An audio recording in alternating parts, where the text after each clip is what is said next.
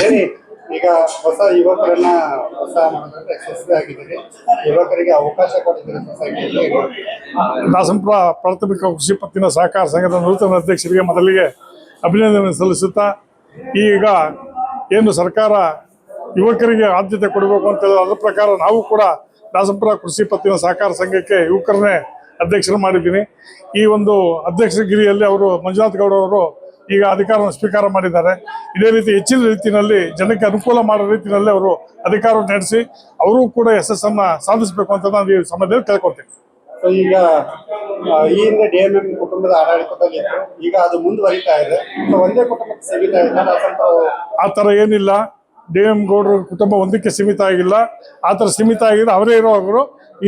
ನಾನು ಇಲ್ಲಿ 3ನೇ ಬಾರಿಯಾಗಿ ನಿರ್ದೇಶಕನಾಗಿ ಸೇವೆ ಸಲ್ಲಿಸ್ತಾ ಇದ್ದೀನಿ. ಆ ಥರ ಯಾವುದು ಕುಟುಂಬ ರಾಜಕಾರಣ ನಡೀತಾ ಇಲ್ಲ. ಎಲ್ಲರಿಗೂ ಸರ್ವರಿಗೂ ಅಧಿಕಾರವನ್ನು ಕೊಟ್ಟು ಇವತ್ತು ಅಧಿಕಾರ ನಡೆಸ್ತಾ ಇದ್ದಾರೆ. ನಾನು 2 ವರ್ಷ ಅಧಿಕಾರವನ್ನು ಸ್ವೀಕಾರ ಮಾಡಿ ಅಧಿಕಾರ ನಡೆಸಿ ಇವತ್ತು ನಾನು ಮಂಜುನಾಥ್ ಗೌಡರಿಗೆ ಅಧಿಕಾರವನ್ನು ಬಿಟ್ಕೊಳ್ತಿರ್ತೇನೆ. ಖಂಡಿತವಾಗಿದೆ. ಅವ್ರ ಜೊತೆ ನಾವು ಕೂಡ ಇರ್ತೀವಲ್ಲ, ಅವ್ರ ಜೊತೆ ಬೆನ್ನೆಲುಬಾಗಿ ನಾವು ನಿಂತು ಅವ್ರಿಗೆ ಸಹಕಾರ ಕೊಡ್ತೀವಿ.